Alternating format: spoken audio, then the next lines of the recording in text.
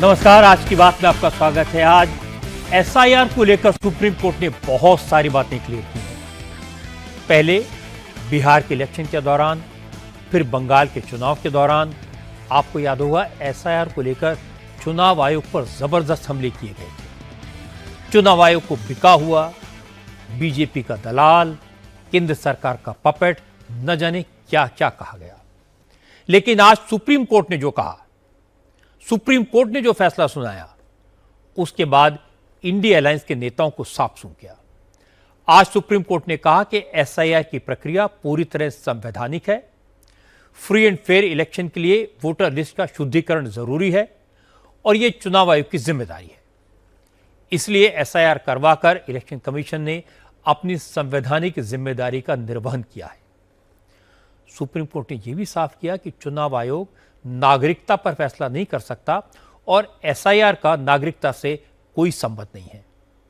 क्योंकि बार बार यह आरोप लगाया गया था कि एसआईआर के बहाने चुनाव आयोग बड़े पैमाने पर लोगों के नाम वोटर लिस्ट से काट रहा है, यह विरोधी दलों को चुनाव में हराने की साजिश है। लेकिन सुप्रीम कोर्ट ने आज कहा कि जिन लोगों के नाम वोटर लिस्ट से कटे, उन्हें पूरा मौका दिया गया। नियमों के दायरे में रहकर ही चुनाव आयोग ने वोटर लिस्ट से नाम काटे। सुप्रीम कोर्ट के फैसले को बीजेपी ने कांग्रेस के मुंह पर तमाचा क्यों कहा और कांग्रेस ने अपने बचाव में क्या तर्क दिया, और अब ममता बनर्जी की पार्टी का रुख क्या है, यह सब आपको बताऊंगा आज की बात में। बांग्लादेश के बॉर्डर पर घुसपैठियों की जो लाइनें लगी हैं, क्या उनके नाम वोटर लिस्ट में थे? क्या उन्हें सरकारी राशन मिलता था? उनके Aadhaar card, PAN card, driving licence और वोटर कार्ड किसने बनवाए? क्या एसआईआर में नाम कटने की वजह से घुसपैठिए वापस बांग्लादेश भागने लगे हैं? ये सारे सवाल बांग्लादेश बॉर्डर पर पहुंचे घुसपैठियों से हमारे रिपोर्टर्स ने पूछे और जो जवाब मिले वो आपको चौंका देंगे।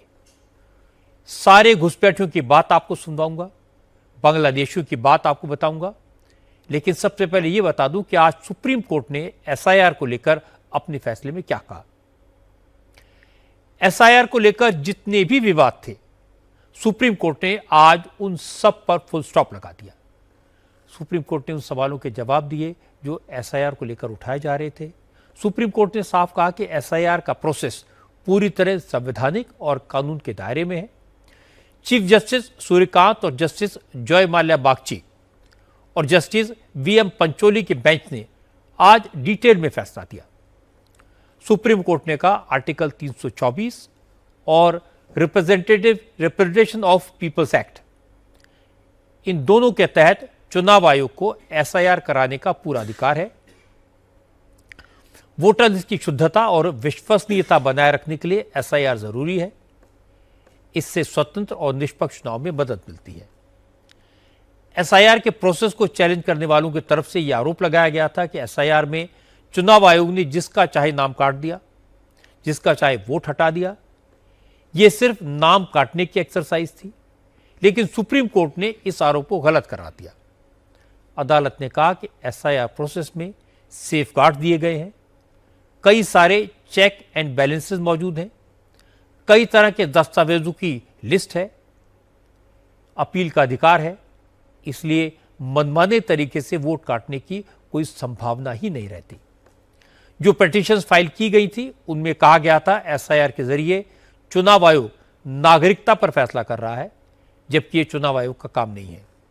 इस पर कोर्ट ने कहा यह बात सही है कि चुनाव आयोग किसी की नागरिकता पर फैसला नहीं कर सकता, कौन सिटीजन है या नहीं ये नहीं बता सकता।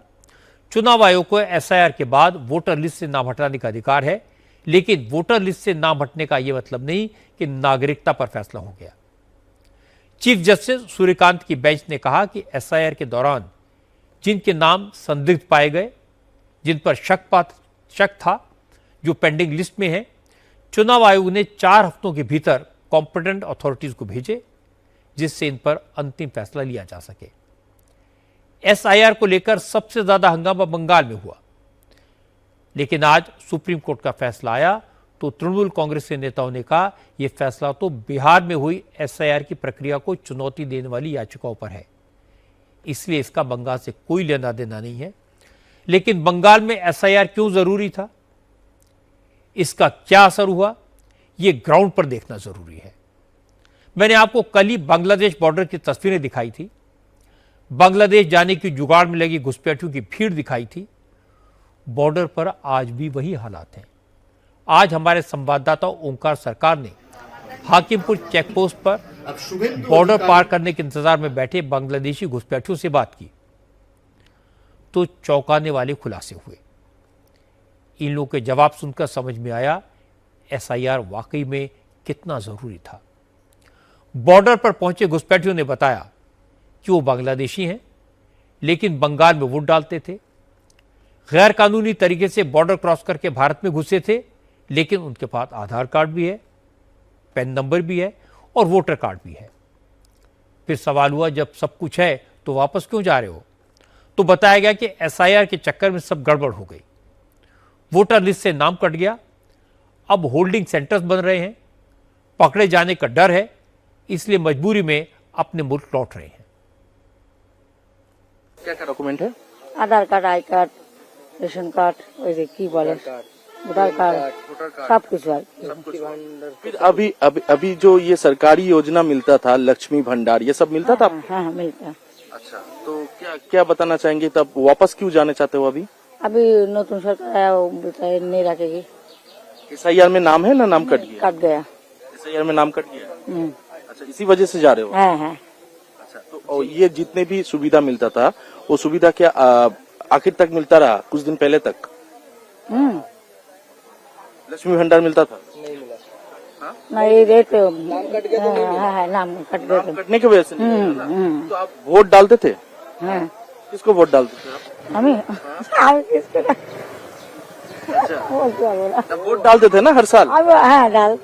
अभी এখন মমতা দিদি আমরা সিপিআর के आगे जाने हम नंबर बजाते जाने एग्जाम का कुछ भी वो पर्सनल मैटर है। तो किसी एक को वोट डालते थे ना, हर साल वोट डालते थे। हाँ। लेकिन 2002 में लिस्ट में नाम नहीं था। मैं बात कर रहा था। हाँ, तो आपका नाम तो 2002 लिस्ट में नहीं था ना, तो ওই জন্য নাম কাটে গেছে। अच्छा, तो इसलिए वापस जाना चाहते हैं? হ্যাঁ। जिस महिला की बात आप सुन रहे हैं उनका नाम महफूजा खातून है। महफूजा खातून बांग्लादेश के खुलना जिले की रहने वाली हैं। 30-35 साल पहले भारत में घुसी थी। महफूजा ने बताया कि उन्होंने पिछले कई चुनाव में ममता बनर्जी की पार्टी को वोट दिया। उन्हें बंगाल में सरकार की सारी योजनाओं का फायदा भी मिल रहा था, लेकिन बंगाल में सरकार बदली तो हालात बदल गए हैं। इसलिए उन्हें लगा कि अब बांग्लादेश लौटने में ही भलाई है। महफूजा खातून के साथ उनका बेटा रियाजुल शेख भी था। रियाजुल शेख ने बताया कि वो 2024 में ही 18 साल का हुआ था। 2024 में उसका नाम वोटर लिस्ट में जुड़ गया। उसने पिछले लोकसभा चुनाव में वोट भी डाला था। हैरानी की बात यह कि एसआईआर के दौरान उसका नाम वोटर लिस्ट से नहीं कटा। उसने पिछले महीने हुए असेंबली इलेक्शन में भी वोट डाला, लेकिन उसके माता पिता का नाम वोटर लिस्ट से कट गया। रियाजुल शेख ने कहा कि वो लोग सीए के दौरान भारत की नागरिकता के लिए अप्लाई नहीं कर सकते, इसलिए वापस बांग्लादेश जा रहे हैं। आपके पास क्या क्या डॉक्यूमेंट है? मेरे पास आधार कार्ड है, पैन कार्ड है, लाइसेंस है, सब कुछ A to Z जो रहना चाहिए एक लड़का का पास वो तो है। अच्छा, तो अभी वापस क्यों जा रहे हो? अभी जा रहा हूँ, मम्मी का तो नाम कट गया, पापा का भी नाम कट गया और मेरा खुद का मतलब मेरा नाम है 2026 में मेरा नाम आया वोट में, लेकिन मम्मी पापा का नाम कट गया। तो अभी बोल रहे हैं अभी जिन लोग सीए में अप्लाई कर सकते हैं उन लोग के लिए वजह से उन लोग के लिए भारत पश्चिम बंगाल है। अभी हम लोग तो सीए में नहीं पढ़ते, तो हम लोग को तो अभी जाना पड़ेगा। अभी तो हम लोग अगर हम लोग रहेंगे लड़ाई करेंगे कोई फायदा तो नहीं होगा, क्योंकि हम सीए में नहीं आते, जो सच बात है वही है। इसके लिए हम सोच रहे अभी चलो चला ही जाना पड़ेगा और फर्स्ट टाइम जा रहा हूँ बांग्लादेश। तो अभी 26 में वोट डाले थे? हाँ मैंने डाला। अच्छा, किसको डाला? वो तो डाला, लेकिन अच्छा, 21 में, 24 में, 24 में डाला। 21 हाँ 21 साल में नहीं, 21 में तो हुआ नहीं, तभी उम्र नहीं हुआ ना। नहीं हुआ। 24 में भी वोट डाले? 21 में? 24 में डाला। पौरसभा वोट जब था ना, वो जो राजा का वोट था, क्या बोलते हैं उसको भूल गया, वो कुछ भी। 24 में प्रधानमंत्री का जो वोट था, लोकसभा, हाँ लोकसभा उसमें डाला। और लास्ट 25 में डाला, 26 सॉरी 26 में डाला। विधानसभा जब मुख्यमंत्री चुना जाता है। जी जी। अच्छा, वो वोट भी डाले आप? डाले। इस तरह के एक नहीं दर्जनों परिवार हैं इस वक्त नॉर्थ 24 परगना में हाकिमपुर बॉर्डर चेकपोस्ट पर जमा हैं। ओंकार सरकार ने कई परिवारों से बात की। मंदिरुल हक ने बताया कि वो 40 साल पहले बांग्लादेश से भारत आए थे। बड़ी मुश्किल से 2024 में वोटर आई कार्ड बना। लोकसभा चुनाव में ममता बनर्जी की पार्टी को वोट भी दिया, लेकिन एसआईआर के बाद वोटर लिस्ट से नाम कट गया। इसलिए अब आधार और पैन कार्ड जैसे दूसरे दस्तावेज किसी काम के नहीं हैं। वो अपने सारे भारतीय दस्तावेज यहीं फेंककर वापस अपने मुल्क बांग्लादेश जा रहे हैं। वोट जो डालते थे किसको डालते थे? एक बार डाले? एक बार डाला तो ममता दीदी को दिया, तृणमूल को दिया था। तृणमूल को? अच्छा, क्यों? तृणमूल था उनको दिया। अभी वोटिंग कार्ड नहीं काटता था तो अभी इसको दे रहे थे। तृणमूल सरकार में जब था तो क्या आप लोगों को इतना परेशानी हो रहा था? नहीं, कुछ परेशानी नहीं हुआ था। मेरा बीबी को पैसा मिलता था, रेशन पानी मिलता था, बहुत कुछ मिलता था हम लोग को। आपको भी राशन मिलता था? मेरा बीबी को, हम लोग को, मेरा भी। तो अभी तो सब काट गया, कुछ मिलने वाला नहीं है। तो क्या करेगा, अभी सब जा रहा है गाँव में। सब डॉक्यूमेंट होते हुए भी SIA नाम काट गया तो क्या करेगा अभी रख के। और मुख्यमंत्री तो बोल ही दिया है बांग्लादेश को उपवेश करके रहने नहीं देगा इधर। तो वो सब क्या करेगा, फेंक दिया, सब फेंक के अपन गांव में जा रहा, आपका गांव में। इन लोगों की बात से सुनकर अंदाजा लगाया जा सकता है कि बांग्लादेशी घुसपैठिए कितनी आसानी से हमारे देश में घुस जाते हैं। उनके सारे दस्तावेज भी बन जाते हैं, वो यहीं बस जाते हैं। अगर SIR ना होता तो ये घुसपैठिए बड़े आराम से हमारे देश में ही जमे रहते, हमारे देश के लोगों के हक पर अपना हक जताते रहते। आज हाकिमपुर चेक पोस्ट पर ओंकार सरकार को मोहम्मद बिलाल हुसैन मिले। मोहम्मद बिलाल कंप्लीटली ब्लाइंड है, नेत्रहीन है। उसकी वाइफ पार्शियली ब्लाइंड है। ये लोग बांग्लादेश से आए थे और भारत में भीख मांगते थे। सोचिए, जो लोग ठीक से देख भी नहीं सकते वो भी घुसपैठ करके भारत आ गए। पहले बंगाल में रहे, फिर राजस्थान पहुंच गए।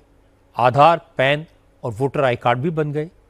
पश्चिम बंगाल सरकार से घर भी मिल गया, यहीं उनके बच्चे हुए। लेकिन SIR की वजह से पहचान उजागर हो गई और वापसी के लिए बांग्लादेश बॉर्डर पर पहुंच गए। ये वोट डाले हो कभी आप? वोट दिया 3 बार को। 3 बार वोट दिया। मतलब 21 साल में वोट डाले थे? 3 साल को 3 महीने का दिया, 3 बार का। अच्छा, मतलब 21 साल में जो वोट हुआ विधानसभा उसमें वोट डाले थे? दिया। अच्छा, किसको वोट डाले थे? ममता बनर्जी का। TMC को? हाँ, वो ऑफिसर को बोला तो वो तो मैं वोट देता नहीं, वो तो मेरे वोट ऑफिसर को बोलता है, पूरा देता है वोट। अच्छा, कौन सा ऑफिसर?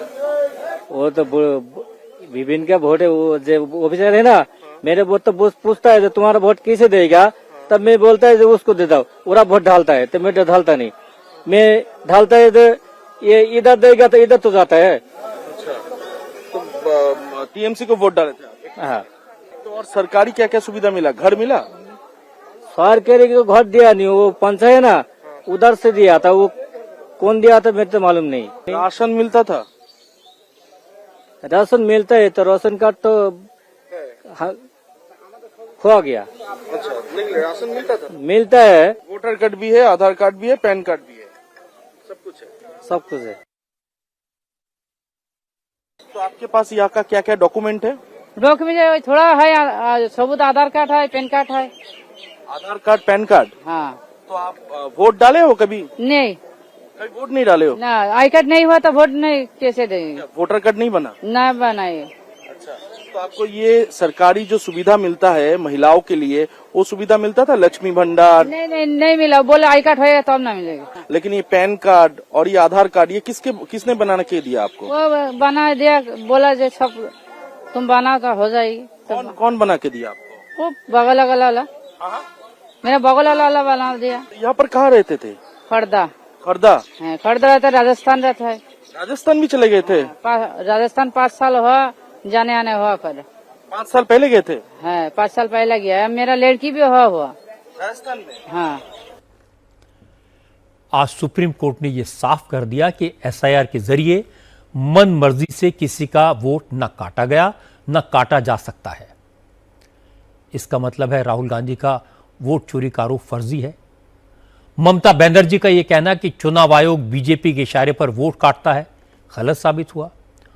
उल्टा यह साबित हो गया कि तृणमूल कांग्रेस ने बांग्लादेश से आए घुसपैठियों के वोटर कार्ड बनवाए। बांग्लादेशी नागरिकों ने खुद बताया कि उनके आधार कार्ड और पैन कार्ड किसने बनवाए और ममता बनर्जी की पार्टी की मदद से वो देश के दूसरे हिस्सों तक पहुंच गए। अब एसआईआर में पकड़े गए, बंगाल में सरकार भी बदल गई, इसीलिए वो अपने वतन वापस लौट रहे हैं। एसआईआर के आफ्टर इफेक्ट क्या थे ये मैंने आपको दिखाया, लेकिन राहुल गांधी एसआईआर को वोट चोरी बता रहे थे, मुख्य चुनाव आयुक्त ज्ञानेश कुमार को कोस रहे थे। इसीलिए आज जैसे ही सुप्रीम कोर्ट का फैसला आया तो बीजेपी ने राहुल गांधी को निशाने पर लिया। सुधांशु त्रिवेदी ने कहा अब तो राहुल गांधी को अकल आ जानी चाहिए, अब तो उन्हें आत्ममंथन करना चाहिए। यह विषय सिर्फ ये नहीं है कि एसआईआर पे आरोप निराधार सिद्ध हुआ, विषय उससे ज्यादा गंभीर है। आज विपक्षी दल और मुख्य विपक्षी दल विशेषकर कांग्रेस पार्टी, उसका करार चीन में है, परिवार इटली में है, विचार का केंद्र इंग्लैंड में है, यूरोप में, और दुष्प्रचार का केंद्र अमेरिकी संस्थानों में है, और वोटरों के तार बांग्लादेश से जुड़े हैं। मुझे लगता है अब उनका यह असली चरित्र का चोला उतर गया है और वह पूरा चरित्र जनता के सामने तार तार हो गया है। कांग्रेस का जो दुष्प्रचार है, विशेषकर राहुल गांधी ने, आपको याद करिए यह बिहार के चुनाव को लेकर था। बिहार के चुनाव में कितनी रैलियां की, कितनी बार उन्होंने विपक्षी दलों के लोगों को बुलाया। आपने स्टालिन को बिहार में बुलाया, जिनके लोगों ने बिहार के लोगों के बारे में क्या क्या नहीं बोला था। आपने उन रेवंत रेड्डी को बुलाया, जिन्होंने बिहार के डीएनए के बारे में क्या क्या नहीं बोला था, और उसके बाद हार का ठीकरा फोड़ दिया चुनाव आयोग पे। तो इसलिए मैं कांग्रेस पार्टी को और विशेषकर राहुल गांधी जी को कहना चाहूंगा, इस निर्णय के बाद उन्हें इंट्रोस्पेक्शन करना चाहिए और अपशब्दों की भाषा छोड़नी चाहिए। अपनी विदेश यात्राओं के भुगतान संतुलन में फंसकर जो मानसिक संतुलन खो बैठे हैं, उस संतुलन को पुनर्स्थापित करने का प्रयास करना चाहिए। तो मैं उनके लिए कहना चाहूंगा, वो पैरवी तो झूठ की करता चला गया, बस उसका चेहरा उतरता चला गया। रंगत समझ में आई मगर आई देर से, कच्चा था बहुत रंग उतरता चला गया। लेकिन सुप्रीम कोर्ट का फैसला आने के बाद कांग्रेस की लाइन बदल गई है। अभिषेक मनु सिंघवी ने कहा कांग्रेस और इंडिया अलायंस के दूसरे पार्टनर्स ने कभी एसआईआर पर सवाल नहीं उठाए। प्रॉब्लम तो प्रोसेस से थी, चुनाव आयोग की जल्दीबाजी से थी। अभिषेक मनु सिंघवी ने कहा कि सुप्रीम कोर्ट के फैसले में भी विरोधाभास है। अगर चुनाव आयोग नागरिकता तय नहीं कर सकता तो सिटीजनशिप डिसाइड होने से पहले करोड़ों लोगों के नाम वोटर लिस्ट से कैसे काट सकता है। चुनाव आयोग निष्कासित आपको पहले करता है लिस्ट से, एक्सक्लूजन, डिलीशन, और निर्णय आता है बाद में, और उस पहले और बाद के बीच में चुनाव हो जाता है। तो अगर निष्कासन पहले और निर्णय बाद में, तो इसका औचित्य क्या है? बंगाल में आंतरिक आदेशों द्वारा उच्चतम न्यायालय ने एक सिस्टम बनाया कि जो लोग निष्कासित हुए हटे हैं उनको एक अपील मिलनी चाहिए। अब वहां रोचक बात क्या है, एक उदाहरण आता है कि 6000 अपीलों में 4000 अलाउ हो गई हैं। कहते हैं कि 80% अपीलें अलाउ हो रही हैं। इसका मतलब क्या हुआ? ये एक महिला है, इनको हटा दिया मैंने, इन्होंने एक याचिका डाली, वो याचिका 80% केस में अलाउ हो गई कि भाई इनको हटा नहीं सकते थे आप, लेकिन चुनाव तो खत्म हो गया। तो अगर 80% याचिकाएं एवरेज औसतन रूप पे सफल होती हैं, तो क्या चुनाव पे एक बहुत बड़ा प्रश्न चिन्ह जो कि खत्म हो गया, पूरा हो गया, परिणाम जिसका प्रकाशित हो गया, उसमें प्रश्न चिन्ह लगता है कि नहीं? इस बात पे भी आंकड़ों के आधार पर उच्चतम न्यायालय को टिप्पणी करनी चाहिए थी। लेकिन तृणमूल कांग्रेस ने अलग लाइन ली। कल्याण बनर्जी ने कहा कि सुप्रीम कोर्ट का फैसला बिहार के केस में तो ठीक है, लेकिन बंगाल का केस अलग है। इसलिए बंगाल में जो गड़बड़ हुई, बंगाल में चुनाव आयोग पर जो सवाल उठे, वो अभी कायम है। उन मुद्दों पर सुप्रीम कोर्ट में जिरह अभी बाकी है। जिस लोग को इलेक्शन कमीशन डिलीट कर देता है नॉन सिटीजन मुताबिक, वो नॉन सिटीजन बोलने का कोई अधिकार इलेक्शन कमीशन का नहीं है। और इस सब केस को 4 सप्ताह का अंदर उनको भेजना होगा। एप्रोप्रिएट अथॉरिटी जो है सेंट्रल गवर्नमेंट का, उन लोग को डिसाइड करना होगा हियरिंग देके।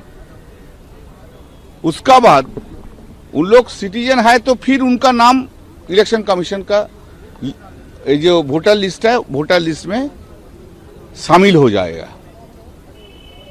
हमारा बंगाल का केस में कंप्लीटली डिफरेंट है। बंगाल का केस में लॉजिकल डिस्क्रिपेंसी के बारे में बोला है। तो लॉजिकल डिस्क्रिपेंसी वो तो चैलेंज नहीं हुआ था बिहार का मैटर में। लॉजिकल डिस्क्रिपेंसी ओनली बंगाल में किया है, इसलिए बंगाल का केस कंप्लीटली डिफरेंट है, कंप्लीटली डिफरेंट है। Judgement which has been delivered in the SIR matter, that is applicable in case of Bihar. That is not all India features. Supreme court के फैसले और बांग्लादेशियों की बात सुनने के बाद कोई भी SIR पर सवाल कैसे उठा सकता है? सवाल तो यह कि राहुल गांधी अपनी हार के लिए अब किसे जिम्मेदार ठहराएंगे? वो इस बात का क्या जवाब देंगे कि SIR तो केरल में भी हुआ था, वहां कांग्रेस की सरकार कैसे बन गई, कांग्रेस चुनाव कैसे जीत गई? क्या आप सुप्रीम कोर्ट पर भी सवाल उठाए जाएंगे? अच्छा तो यह होगा कि दोनों तरफ से संवैधानिक संस्थाओं को राजनीति में न घसीटा जाए। SIR का एक असर तो बॉर्डर पर दिखाई दे रहा है, जिसकी तस्वीर मैंने आपको दिखाई। दूसरा असर पश्चिम बंगाल सरकार की नीतियों पर दिखाई दिया। आज मुख्यमंत्री शुभेंदु अधिकारी ने बताया कि ममता बनर्जी की सरकार घुसपैठियों को सरकारी योजनाओं का फायदा दे रही थी। बांग्लादेशी घुसपैठियों को गरीबों को मिलने वाले घर मिल रहे थे, लक्ष्मी भंडार योजना के तहत पैसा मिल रहा था, मुफ्त राशन मिल रहा था। और शुभेंदु अधिकारी ने यह भी बताया कि लक्ष्मी भंडार योजना का फायदा लेने वालों में 30 लाख से ज्यादा फर्जी लाभार्थियों के नाम मिले हैं, जिनमें से ज्यादातर बांग्लादेशी हैं। असल में आज पश्चिम बंगाल सरकार ने अन्नपूर्णा योजना के लिए एप्लीकेशन फॉर्म रिलीज किए। 1 जून से 30 अगस्त तक महिलाएं इस योजना का फॉर्म भर पाएंगी। इस स्कीम के तहत 25 साल से 60 साल तक की उम्र की सभी महिलाओं को हर महीने 3,000 रुपए मिलेंगे। ये पैसा डायरेक्ट बैंक अकाउंट में ट्रांसफर होगा। जो महिलाएं सरकारी नौकरी कर रही हैं, जिन्हें पेंशन मिल रही है या जो दूसरी सरकारी योजनाओं का लाभ उठा रही हैं, उन्हें अन्नपूर्णा योजना का लाभ नहीं मिलेगा। इससे पहले ममता बनर्जी की सरकार लक्ष्मी भंडार योजना के तहत हर महिलाओं को 1,500 रुपए हर महीने देती थी। बीजेपी ने लक्ष्मी भंडार योजना की जगह अन्नपूर्णा स्कीम शुरू की है। आज इसकी शुरुआत के मौके पर शुभेंदु अधिकारी ने खुलासा किया कि लक्ष्मी भंडार योजना में 30 लाख ऐसी महिलाओं को पैसा दिया जा रहा था जिनके नाम SIR में वोटर लिस्ट से कट गए, और इनमें ज्यादातर बांग्लादेशी हैं। লক্ষ্মীর ভান্ডারের তালিকাটা ভেরিফাইড, কিন্তু আমরা ভুরি ভুরি অভিযোগ পেয়েছি যে ভোটার তালিকা থেকে নাম বাদ গেছে, স্থায়ীভাবে নাম বাদ গেছে এবং ট্রাইব্যুনালে বা সিএ তে অ্যাপ্লিকেশন করেননি এমন অন্তত 30 লক্ষের কাছাকাছি, অ্যাপ্রক্স বলছি, সংখ্যাটা আরো ক্লিয়ার হয়ে যাবে ফর্মগুলো ফেরত এলে। शुभेंदु अधिकारी ने जो कहा उसका मतलब मैं आपको हिंदी में बता देता हूं। शुभेंदु अधिकारी कह रहे हैं कि उन्हें लक्ष्मी भंडार योजना की लाभार्थियों को लेकर कई शिकायतें मिली थी, इसलिए उन्होंने जांच करवाई। जांच में पता लगा कि जिन लोगों के नाम वोटर लिस्ट से हटा दिए गए हैं, जिन लोगों ने ट्राइब्यूनल या सीए के तहत नागरिकता के लिए अप्लाई भी नहीं किया है, जो बांग्लादेशी नागरिक हैं, उन्हें भी लक्ष्मी भंडार योजना के तहत पैसे मिल रहे थे। अभी तक ऐसे 30 लाख लाभार्थियों के बारे में पता चला है।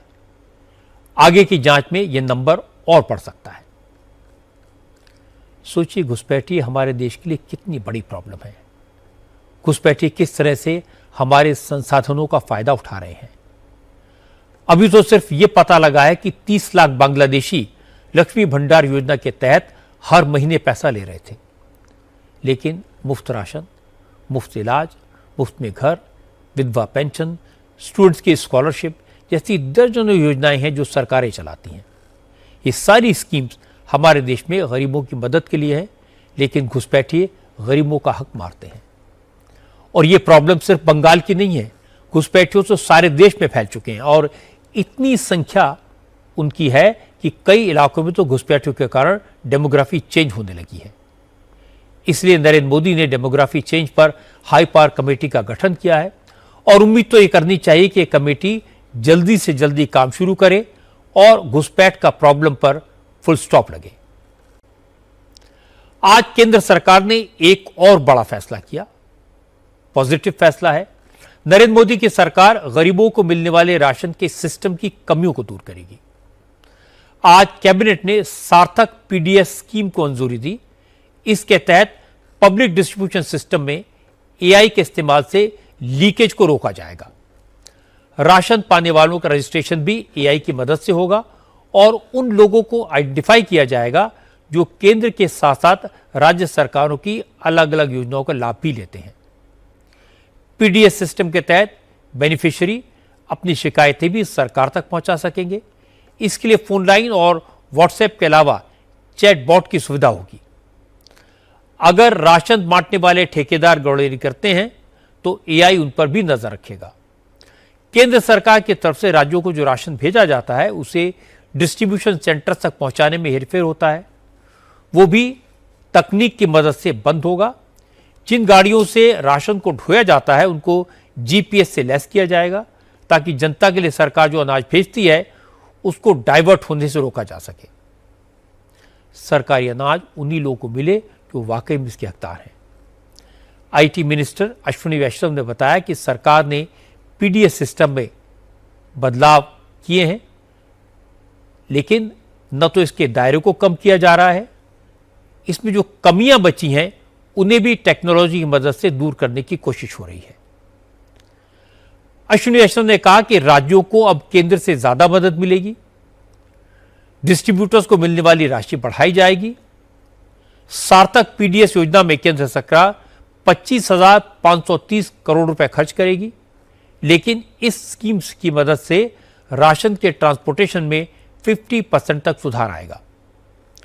राशन ढुलाई का खर्च बचेगा और डिस्ट्रीब्यूशन सिस्टम भी बेहतर होगा। इसमें 3 बड़े एलिमेंट्स रहेंगे टेक्नोलॉजी के। सबसे पहला निर्मल, वो है पीडीएस बेनिफिशियरीज की रजिस्ट्री। करेक्ट व्यक्ति को सुविधा मिले और गलत व्यक्ति को सुविधा न मिले, इसके लिए टेक्नोलॉजी का उपयोग करके, खासकर आज एआई का युग है तो एआई की टेक्नोलॉजीज का यूज करके पीडीएस के बेनिफिशियरीज की एक रजिस्ट्री बनाई जाएगी। दूसरा है, किसी की भी पब्लिक की कोई ग्रीवेंस हो उसको सॉल्व करने के लिए एआई इनेबल्ड सिस्टम है आशा। इसमें प्रोएक्टिव फीडबैक भी है। 2 लाख कॉल्स के आसपास पर मंथ जाती है बेनिफिशियरीज को उनका फीडबैक लेने के लिए। प्रोएक्टिव फीडबैक का ये मेथड। तीसरा है सक्षम। इसमें सप्लाई चेन के पूरे प्लेटफॉर्म को टेक्नोलॉजी इनेबल करेंगे। हर एक फूड ग्रेन के बैग को क्यूआर कोडिंग करना, जितनी गाड़ियां जाती है उसका जीपीएस टैगिंग रखना, डैशबोर्ड्स प्रॉपर बना के उनका ट्रैकिंग करना। एक जो फाइनेंशियल गेन होगा इस लॉजिस्टिक्स के पूरे रीऑर्गेनाइजेशन से और टेक्नोलॉजी यूज करने से, cost of moving rather movement of grains will reduce almost 15 to 50%. इसे कहते हैं सिस्टम में करप्शन को रोकने के लिए टेक्नोलॉजी का उपयोग। मोदी सरकार प्रधानमंत्री गरीब कल्याण अन्न योजना के तहत 80 करोड़ से ज़्यादा लोगों को हर महीने राशन देती है। ये दुनिया की सबसे बड़ी अन्न योजना है। इतनी बड़ी स्कीम को लागू करना, समाज के अंतिम व्यक्ति तक इसका लाभ पहुंचे, ये सुनिश्चित करना कोई आसान काम नहीं है। इसलिए इस काम में टेक्नोलॉजी की मदद लेना अच्छी बात है। इससे आम लोगों के साथ साथ राशन के डिस्ट्रीब्यूटर्स और राज्य सरकारों को भी लाभ पहुंचेगा। अब कर्नाटक की बात करते हैं। आज ये तय हो गया कि मुख्यमंत्री सिद्धारमैया कल इस्तीफा देंगे। नई सरकार का गठन 30 मई को हो सकता है और डीके शिवकुमार कर्नाटक के अगले मुख्यमंत्री होंगे। सिद्धारमैया ने गवर्नर से कल मिलने का वक्त मांगा है। कल सुबह सुबह सिद्धारमैया ने अपने सभी मंत्रियों को ब्रेकफास्ट पर बुलाया है। मंत्रियों के साथ ब्रेकफास्ट के बाद सिद्धारमैया गवर्नर से मिलकर इस्तीफा सौंपेंगे। हालांकि जो विधायक सिद्धारमैया के सपोर्टर हैं वो अभी भी बदलाव नहीं चाहते। आज कांग्रेस के कई विधायकों ने सिद्धारमैया से मिलकर टफ स्टैंड लेने को कहा, पार्टी हाईकमान के सामने खुलकर अपनी बात रखने को कहा, लेकिन सिद्धारमैया ने साफ साफ कह दिया वो ये सब करने के मूड में नहीं है। आगे उनकी रणनीति क्या है इसके बारे में कल इस्तीफा देने के बाद ही बोलेंगे। यानी यह तो तय है कि कर्नाटक में बदलाव होगा। अब सिर्फ एक ही सवाल है, सिद्धारमैया बेंगलुरु से दिल्ली आएंगे या नहीं, राज्यसभा की मेंबरशिप का ऑफर मंजूर करेंगे या नहीं। इस पर ज्यादा जानकारी के लिए इंडिया टीवी के संवाददाता विजय लक्ष्मी के पास चलते हैं। विजय, ये तो लगभग तय है, आपने कल ही बता दिया था कि सिद्धारमैया को हटाया जाएगा। अब आगे क्या डेवलपमेंट है, क्या खबर है आपके पास? देखिए, कल सुबह 11 बजे का वक्त उन्हें मिला है गवर्नर से और इससे पहले ब्रेकफास्ट मीटिंग उन्होंने तमाम विधायकों के साथ, तमाम मंत्रियों के साथ जो है वो बुलाई है। एक तरीके से एक ट्रेडिशन है, उसमें एक फेयरवेल स्पीच लोग बात जो है वो अपनी रखते हैं और उसके बाद वो गवर्नर से मिलेंगे, अपना इस्तीफा देंगे और फिर आगे कांग्रेस पार्टी CLP की बैठक बुलाएगी और फिर नए जो मुख्यमंत्री हैं उनका चयन किया जाएगा। ऑफर जरूर उनको दिया गया है। अब कांग्रेस की सीनियर लीडरशिप की तरफ से जो उनको ऑफर दिया गया है वो ये है कि वो दिल्ली आ जाएं, राज्यसभा में कांग्रेस पार्टी के बतौर नेता विपक्ष जिम्मेदारी संभालें और 2029 में भी एक बड़ा अहम किरदार OBC चेहरा होने के नाते राष्ट्र की राजनीति में कांग्रेस उनके लिए देख रही है। साथ ही उनके बेटे यतेंद्र को राज्य में डिप्टी CM की पोस्ट देने की तैयारी चल रही है। लेकिन हमें जो सूत्र बता रहे हैं कि सिद्धारमैया को ऑफर जरूर दिया गया, उन्होंने ऑफर ठुकरा दिया था। उस समय भी मीटिंग में उन्होंने कहा था नेशनल पॉलिटिक्स में आने का कोई एम्बिशन नहीं है। हालांकि पार्टी ने उन्हें हफ्ते भर का समय दिया था कि वो सोच लें और अगर उनके पास कोई ऑप्शन है तो उस ऑप्शन के साथ वो पार्टी को वो KC वेणुगोपाल के साथ संपर्क करके बताएं कि वो क्या सोच रहे हैं अगर ये ऑप्शन उन्हें मंजूर नहीं है।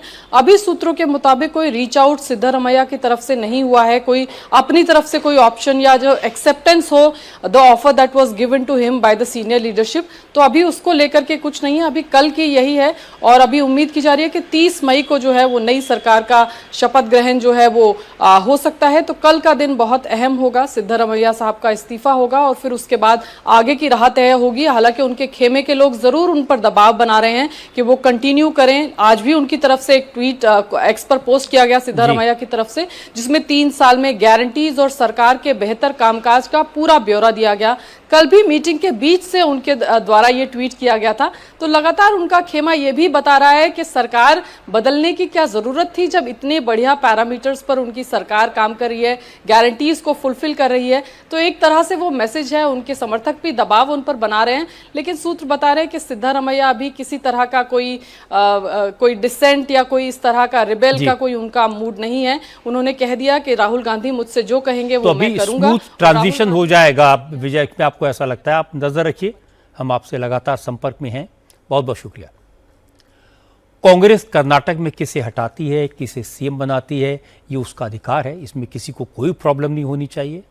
सवाल तो सिर्फ इतना है कि कल जो रिपोर्टर्स 6 घंटे से खबर के इंतजार में धूप में खड़े थे, कांग्रेस के नेताओं ने उनसे कहा CM के बदलाव पर स्पेकुलेशन बंद करो, CM का बदलाव नहीं होगा, पार्टी में सिर्फ राज्यसभा सीटों पर चर्चा हुई है। फिर यह भी कमेंट किया गया कि ये मीडिया वाले कहां मानने वाले हैं, ये तो स्पेकुलेट करेंगे। अब बाद में जो हुआ वो सबको पता है, मीडिया सही निकला। हर बात में खामखा मीडिया को ब्लेम करने का क्या मतलब। अब बात केरल की। आज तिरुवनंतपुरम में जमकर हंगामा हुआ। ईडी के अफसरों पर वामपंथी दलों के कार्यकर्ताओं ने हमला किया, उनकी गाड़ियां तोड़ दी। असल में ईडी की टीम केरल के CMRL घोटाले की जांच कर रही है। इस घोटाले में केरल के पूर्व मुख्यमंत्री पिनराई विजयन की बेटी का नाम है। बेटी पिनराई विजयन के घर में ही रहती है, इसलिए ईडी की टीम विजयन के घर रेड डालने पहुंची। जैसे ही यह खबर लेफ्ट फ्रंट के कार्यकर्ताओं को मिली तो सैकड़ों लोगों की भीड़ पिनराई विजयन के घर के सामने जमा हो गई। ईडी के अफसर जब घर से बाहर निकले तो भीड़ ने उन पर हमला कर दिया। हालांकि भारी पुलिस फोर्स तैनात थी, लेकिन लेफ्ट फ्रंट के कार्यकर्ता पुलिस से भिड़ गए। कई पुलिस वालों को भी चोटें आई। जिन गाड़ियों में ईडी के अफसर थे उन गाड़ियों को निशाना बनाया गया।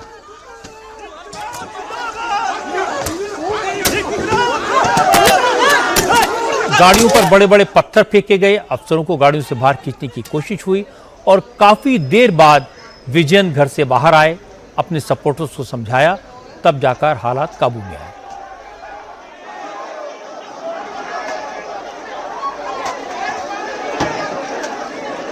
पिनराई विजयन ने कहा कि ईडी उन्हें कांग्रेस के इशारे पर टारगेट कर रही है, लेकिन वो बेदाग होकर निकले। 7 മണിക്കാണ് ഈ വാതിൽക്കല് ईडी टीम എത്തുന്നത്। ये बात सही है कि इस मामले में पिनराई विजयन का कोई लेना देना नहीं है, वो आरोपी भी नहीं है। उनकी बेटी वीणा विजयन आरोपी है। वीणा विजयन के खिलाफ इंक्वायरी हो रही है और वो अपने पिता पिनराई विजयन के साथ रहती हैं, इसलिए ईडी की टीम को पिनराई विजयन के घर पर जाना ही पड़ा। मजे की बात है कि राहुल गांधी आरोप लगाते हैं कि ईडी मोदी के इशारे पर इंडिया अलायंस के नेताओं के खिलाफ एक्शन लेती है, लेकिन पिनराई विजयन कह रहे हैं कि उनके घर ईडी की रेड कांग्रेस के इशारे पर हुई। अब आपको दिखाता हूं बकरीद से पहले मुंबई में हंगामा क्यों हो रहा है।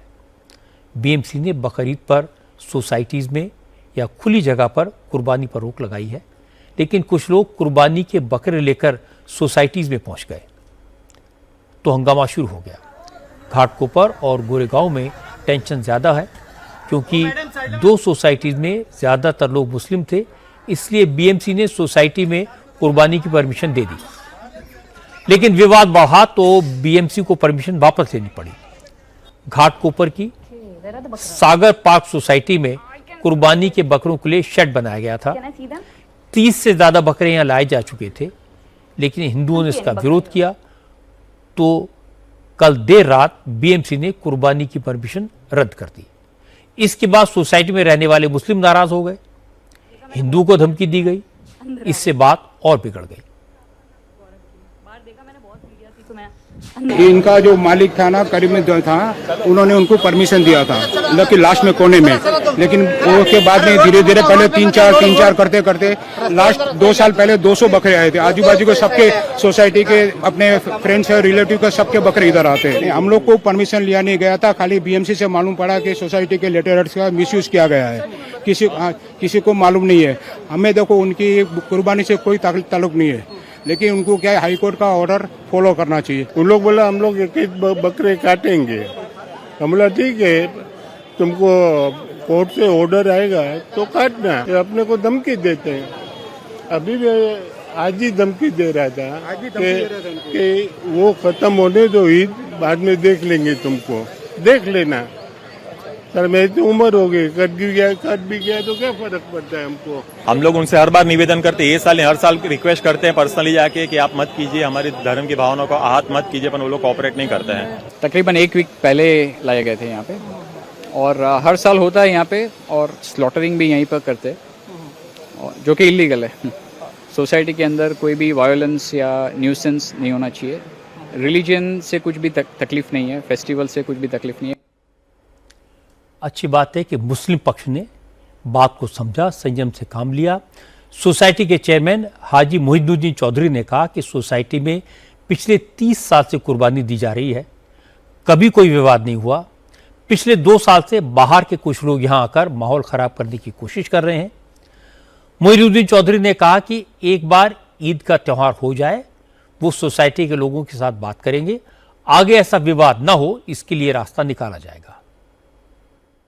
ये देखो, ये 2024 का है। देखो देखो देखो, ये देखो 2024 का ये भी है, ये देखो ये 23 का है। हमारे पास 2009 का एजीएम में भी पास रूल है, ये कापी है उसका, कुर्बानी कर सकते हैं, हर फेस्टिवल होता है। देखो इसका ये है 2009 का, ये कुर्बानी का, ये देखो इधर लिखा है 97 से इधर कुर्बानी होता है।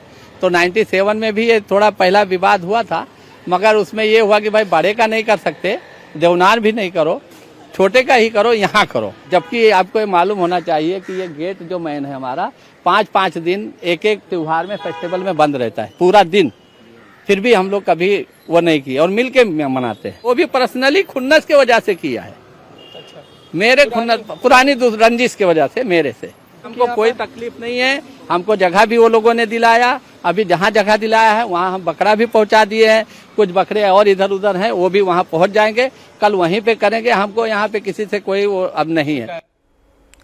घाटकोपर जैसा ही विवाद गोरेगांव में भी हुआ। गोकुल धाम इलाके की आजाद पार्क सोसाइटी में बीएमसी ने मुसलमानों को कुर्बानी की परमिशन दे दी थी, लेकिन लोकल कॉरपोरेटर प्रीति साटम और सोसाइटी के लोगों ने इसका विरोध किया। प्रीति साटम ने कहा ये परमिशन नियमों के खिलाफ है, सोसाइटी के पास मंदिर है, बच्चों का स्कूल है, इसलिए यहां कुर्बानी नहीं दी जा सकती। देखिए, खुलेआम बकरों की कुर्बानी देना, यही हम इनका विरोध कर रहे हैं। और ये हमारे जो स्थानिक है रहीवासी, यहाँ पे सब लोग रह रहे, इनके स्वास्थ्य का, उनके धार्मिक भावनाओं को ठेस पहुंच रही।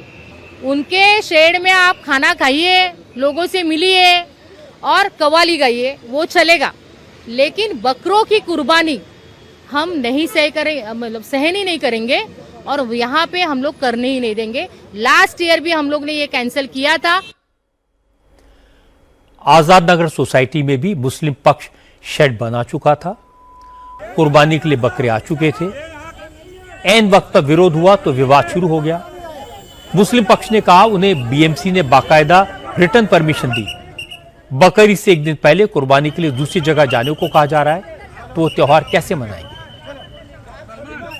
हमारे पास परमिशन लेटर है पूरा। कब क्या डेट क्या है? हमको परसों का डेट का मिला हुआ है। क्या लिखा है इसमें? इसमें लिखा है कि हम इसके अंदर स्लॉटिंग कर सकते हैं। इसके अंदर स्लॉटिंग अपने सोसाइटी के अंदर, सोसाइटी में के अंदर स्लॉटिंग कर सकते हैं। पर भाई इस टाइम में लोग अचानक से आके बोल रहे हैं कि आप इधर मत कीजिए, आप ऑप्शन बी रखिए, किधर और जाके आप ट्राई कीजिए, यहाँ मत कीजिए। हमने पूरा अंदर पूरा स्लॉटिंग है, पूरा पैक किया है, पूरा मंडप बनाया, चारों साइड से प्लास्टिक पैक किया, ऊपर पैक किया है। बीएमसी वाला आके सर्वे करके गया, उसमें उसने परमिशन दिया, ठीक है आप कर सकते हो। वजह क्या है? वजह क्या? हमको वजह तो पता चलना मांगता है। 20 साल से हम जो प्रथा चला रही है हम लोग की सोसाइटी के अंदर, हम लोग रीत किसी की एक को भी परेशानी नहीं है। 20 साल में कोई एक भी कंप्लेंट होगी 20 साल के अंदर से बताइए हमें। एक भी कंप्लेंट 20 साल में अगर पुलिस स्टेशन में आई होगी हमारे तरफ से, हमारी सोसाइटी की तरफ से, बताइए हमको। पिछले साल भी लेकिन कैंसिल हुआ। कैंसिल पिछले साल भी कैंसिल हुआ था सडनली, बट हम लोग एक्शन लेने का हमारे पास टाइम ही नहीं था, बिकॉज जिस दिन करना था उसी दिन कैंसिल हुआ। नियर बाय स्लॉटर हाउस में हमको बोले थे बात करने के लिए, वो स्लॉटर हाउस मना कर रहा है हमको कि हम वो नहीं कर पाएगा इतना। स्लॉटरिंग के लिए मना कर रहा है या बकरों को रखने के लिए मना कर रहा है? स्लॉटरिंग के लिए मना कर रहा है कि इतनी कैपेसिटी नहीं है। पूरा रोड जाम कर देते। कभी हम लोग का कंप्लेंट किए, किसी को नहीं किए। नहीं करना चाहिए भाई, आपका त्योहार है आप कर लो। तो इसे हमारा भी अगर एक दिन का त्योहार है सर, तो आप लोग को मौका देना चाहिए। लेकिन हिंदू पक्ष अड़ा रहा। हिंदुओं ने कहा उन्हें कुर्बानी से कोई दिक्कत नहीं है, लेकिन सोसाइटी में सभी धर्मों के लोग रहते हैं, इसलिए सोसाइटी में त्योहार के नाम पर खून बहे, बकरे काटे जाएं, ये नहीं हो सकता। कानून के दायरे में रहकर जो कुछ भी हो वो हमें मंजूर है। खुलेआम में बकरे की कुर्बानी न की जाए। उनकी धार्मिक भावनाओं को हम ठेस पहुंचाना नहीं चाहते, लेकिन कानून के दायरे में रहकर जो भी करें वो करें। उस सोसाइटी का तो नाम ही मतलब पूरी सोसाइटी है। बताएं दिक्कत क्या है? बीएमसी ने, पुलिस प्रशासन ने जो भी आपको क्राइटेरिया दिया है, जो कानून दिया है उसके अंदर कीजिए। हम लोग को कोई दिक्कत नहीं है, सब लोग अपने त्योहार मनाने का सबको अधिकार है। हम लोगों को है, इन लोगों को है, सबको है, नो प्रॉब्लम एट ऑल। पर यार कुर्बानी देने से खुदा जल्दी आ जाएगा क्या? मैं ये कहता हूँ, और बंद में दो, घर में दो। विवाद के बीच बीएमसी ने आजाद नगर सोसाइटी की परमिशन भी रद्द कर दी। कुर्बानी के लिए अब दूसरी जगह का इंतजाम किया गया है। बीएमसी के डिप्टी मेयर संजय घाड़ी ने कहा कि बीएमसी ने कुर्बानी के लिए 119 जगह तय की हैं। कुर्बानी वहीं होनी चाहिए। 2 जगह पे जो बीएमसी ने परमिशन दी थी, एक गोरेगांव और घाटकोपर में, तो वहाँ पे जो तनाव निर्माण हुआ, कुछ लोगों ने उसके खिलाफ कंप्लेंट की थी और मुंबई महानगर पालिका के वहाँ के वार्ड के सहायक आयुक्त जो है उन्होंने पत्र देकर के वहाँ की जो परमिशन रद्द की गई है। बीएमसी का ये कहना है हमारा कि तनाव नहीं होना चाहिए इस ये प्रोग्राम में, और जहाँ पे 119 जगह पे बीएमसी ने परवानगी दी है वहाँ पे आप ये अपना जो कुर्बानी का जो ये प्रोग्राम है वो आप कर सकते हैं। सबको पता था ईद आने वाली है, ये भी मालूम था कि बकरीद पर कुर्बानी दी जाती है, इसलिए कुर्बानी कहाँ दी जा सकती है इसकी जगह का फैसला एडवांस में हो सकता था। लास्ट मिनट पर परमिशन कैंसिल करने से या जगह बदलने से प्रॉब्लम होती है। अगर पहले ही बातचीत करके कुछ सॉल्यूशन निकाल लिया जाता तो बेहतर होता। अब अच्छा होगा कि ईद का त्यौहार खुशी से मिलजुल कर शांति से मनाया जाए। आप सबको ईद मुबारक। इस वक्त की ताज़ा खबर यह है कि अमेरिका और ईरान के बीच पीस डील का फाइनल ड्राफ्ट सामने आ गया है। इस ड्राफ्ट के मुताबिक अमेरिका ईरान के पोर्ट की नाकेबंदी खत्म करेगा, ईरान के आसपास से अपनी सेना को पीछे हटाएगा, ईरान भी 30 दिन के भीतर स्टेट ऑफ हॉर्मुज से शिप्स की आवाजाही बहाल करेगा, लेकिन शिप्स के मूवमेंट का कंट्रोल ईरान के पास ही रहेगा। ईरान के साथ डील पर चर्चा के लिए आज डोनाल्ड ट्रंप ने अपनी कैबिनेट की मीटिंग बुलाई है।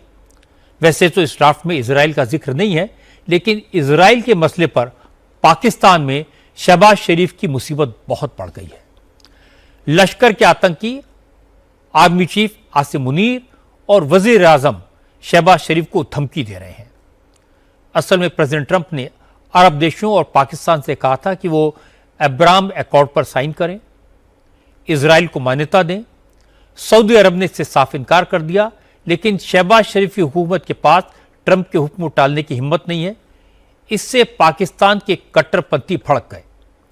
लश्कर ए तैयबा के आतंकवादी सैफुल्लाह कसूरी ने आज धमकी भरे लहजे में कहा, अगर शहबाज शरीफ ने इजराइल को मान्यता दी तो अंजाम बहुत बुरा होगा। सैफुल्लाह ने कहा कि पाकिस्तान इस्लामिक मुल्कों का लीडर है, इसलिए शहबाज शरीफ 2 टूक लफ्जों में ट्रंप को कहें कि अब्राहम समझौते पर पाकिस्तान सिग्नेचर नहीं करेगा। इस पे साइन करते हैं, तुम भी इसराइल के यहूदियों को कबूल कर लो। हालांकि ऐसा नहीं हो सकता। जो ऐसा करेगा वो हुक्मरान हो, वो बादशाह हो, वो जो भी इसराइल को कबूल करेगा वो हलाक हो जाएगा, तबाह हो जाएगा, बर्बाद हो जाएगा। इंशाअल्लाह ये उम्मत मुसलमान, हमारा ईमान है, ये किसी तौर पर भी बदमाश दहशतगर्द दुनिया के सबसे बड़े गुंडे इसराइल को कभी तस्लीम नहीं करेंगे। चूंकि पाकिस्तान के पासपोर्ट में ही लिखा होता है इस पासपोर्ट को लेकर इजराइल नहीं जा सकते, ऐसे में ट्रंप का प्रपोजल पाकिस्तान के गले की हड्डी बन गया है। लेकिन जैसे ही कट्टरपंथियों ने धमकी दी तो शहबाज शरीफ की सरकार ने क्लैरिफिकेशन जारी किया। पाकिस्तान के डिफेंस मिनिस्टर ख्वाजा आसिफ ने कहा, ऐसा हो ही नहीं सकता कि पाकिस्तान इजराइल को मान्यता दे दे। We have a very clear stand कि ये चीज़ जो है हमें एक्सेप्टेबल नहीं है। और अब दूसरा ये है कि हमारे पासपोर्ट के ऊपर जो है हम वाहिद मुल्क हैं जिनके ऊपर जिनमें इंक्लूड ही नहीं है इजराइल का नाम। मेरा नहीं ख्याल कि हम किसी भी ऐसे अकॉर्ड में शामिल हों जो हमारे बुनियादी जो नज़रियात हैं उसके साथ क्लैश करे। और मेरा ख्याल है इस वक्त कोई इनिशिएटिव इस सिलसिले में हमारी तरफ से नहीं लिया गया, ना हमें किसी ने कहा है। तो लेकिन मैं तो अपना एक नज़रिया ज़ाती बयान कर रहा हूँ कि ये चीज़ें जो हैं ये इस वक्त मैं जो इस वक्त हाल में बैठ के जो बात कर रहा हूँ प्रेजेंट में बैठ के, कि आपने अभी थोड़ी देर पहले कहा है कि गजा मुआहदे की अभी भी खिलाफ वर्जी हो रही है। आज भी हाँ, अभी भी खिलाफ वर्जी हो रही है जो मुआहदा हुआ है। तो आप किस तरह उन लोगों के साथ बैठेंगे जिन लोगों का जो है वो एक दिन का भी इतबार नहीं किया जा सकता। पाकिस्तान अमेरिका के प्रेशर में आता है या नहीं, इजराइल को मान्यता देता है या नहीं, ये उसकी प्रॉब्लम है। पाकिस्तान को अब इस बात का जवाब देना होगा कि लश्कर-ए-तैयबा को वो आतंकी संगठन मानता है या नहीं। इजराइल को कबूल करने वाले को तबाह करने की धमकी देना दहशतगर्दी है या नहीं। आज की एक अच्छी खबर आपको बता दूं, लद्दाख के लेफ्टिनेंट गवर्नर विनय कुमार सक्सेना ने लद्दाख में पानी की कमी को दूर करने के लिए गजब का काम किया है। बड़ी बड़ी चट्टानों और पहाड़ों के पत्थरों को इकट्ठा करके सिंधु नदी पर चेक डैम बना दिया।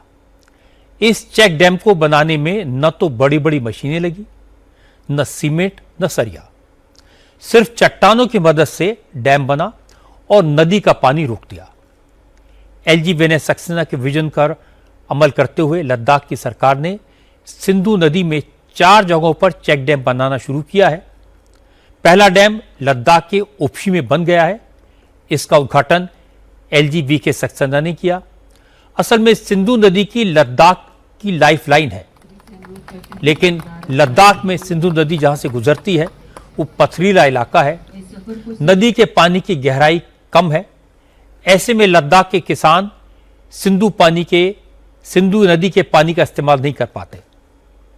इस समस्या के निपटारे के लिए लेफ्टिनेंट गवर्नर वीके सक्सेना ने सिंधु जल समृद्धि अभियान शुरू किया है। अभियान के तहत सिंधु नदी के आसपास मौजूद रॉक्स की मदद से नदी का पानी जमा करने के लिए चेक डैम बनाए जा रहे हैं। चूंकि ये डैम कंक्रीट से नहीं बनाए जाते, इसलिए ये नदी के नेचुरल फ्लो को पूरी तरह नहीं रोकते, पर किसानों के लिए इतना पानी इकट्ठा हो सकता है कि वो इसका इस्तेमाल सिंचाई और दूसरे कामों के लिए कर सकें। ये चेक डैम पूरी तरह से इको फ्रेंडली है। वीके सक्सेना ने प्रयोग के तौर पर पहला चेक डैम लेह से करीब 45 किलोमीटर दूर केतांग उप्शी में बनवाया। उप्शी का चेक डैम 200 मीटर लंबा और 30 फीट चौड़ा है। इसकी ऊंचाई लगभग 5 फीट रखी गई है। बांध को सिर्फ 15 दिन में 10 लाख रुपए की लागत से तैयार किया गया। चेक डैम बनने के बाद किसानों को सिंधु का 40 मिलियन लीटर पानी मिलने लगेगा। प्रोजेक्ट को आगे बढ़ाने के लिए लद्दाख में सिंधु नदी पर 4 और जगहों पर भी रॉक चेक डैम बनाए जा रहे हैं। प्रोजेक्ट सफल रहा तो ऐसे छोटे छोटे और भी चेक डैम बनाए जाएंगे। हम सबको मालूम है कि लद्दाख में जबकि सिंधु रिवर मौजूद है, लेकिन उसके बावजूद भी पानी की बहुत कमी है। हमारे गांव में पानी नहीं मिलता है, खेतों के लिए पानी नहीं मिलता है। इन सब को ध्यान में रखते हुए मैंने इस सिंधु जल समृद्धि अभियान की शुरुआत की है। आज यहाँ पर अगर इसको पंपिंग करके पानी को उठाया जाए तो आसानी से ले जाया जा सकता है, इरिगेशन के लिए यूज किया जा सकता है, पीने के लिए यूज किया जा सकता है, एनिमल्स के लिए यूज किया जा सकता है, और एट द सेम टाइम ये एक पिकनिक स्पॉट भी बन गया है। आप देख रहे हैं किस तरीके से पीछे पानी की आवाज आ रही है। जो रॉक से जो पानी है, क्योंकि पोरस लगे हुए हैं पत्थर, उससे पानी निकल रहा है, एक कैस्केडिंग इफेक्ट आ रहा है, और उसके साथ साथ ऑक्सीडेशन हो रहा है पानी के अंदर। ऑक्सीडेशन होने से पानी की क्वालिटी और इम्प्रूव होती है। ये जब बहुत यहाँ पर विंटर का टाइम आएगा, बहुत ज्यादा ठंड होती है, तो आप इमेजिन करिए कि ये पूरी जो एक झील जैसी बन गई है वो जम जाएगी, तो ये विंटर स्पोर्ट्स के लिए भी काम आएगी। तो ये आने वाले समय में जो है एक एग्जाम्पल बनकर तैयार होगा। मुझे यकीन है कि ऐसे सैकड़ों चेक डैम्स जो हैं, रॉक चेक डैम्स सिंधु नदी पर बन सकते हैं, जो लद्दाख की प्रॉब्लम को सॉल्व करने में सफल होंगे। सिंधु नदी पर चट्टानों की मदद से चेक डैम्स बनाने का आइडिया अच्छा है। अगर ये प्रयोग सफल रहता है तो सिंधु नदी में ज्यादा पानी जमा हो पाएगा और पाकिस्तान की तरफ जाने वाले पानी पर भी रोक लगेगी। आखिर में एक नजर कल की बड़ी खबरों पर। कर्नाटक के मुख्यमंत्री सिद्धरामैया कल इस्तीफा देंगे। डीके शिव कुमार कर्नाटक के अगले मुख्यमंत्री होंगे। होम मिनिस्टर अमित शाह कल गुजरात में भारत पाकिस्तान सीमा पर जाएंगे, बॉर्डर सिक्योरिटी की समीक्षा करेंगे। हिमाचल प्रदेश के पंचायत चुनाव में कल सेकेंड राउंड की वोटिंग होगी। कल पूरे देश में ईद उल अजहा यानी बकरीद का त्योहार मनाया जाएगा। आज की बात में इतना ही। मेरी आपसे अगली मुलाकात कल रात 9 बजे होगी।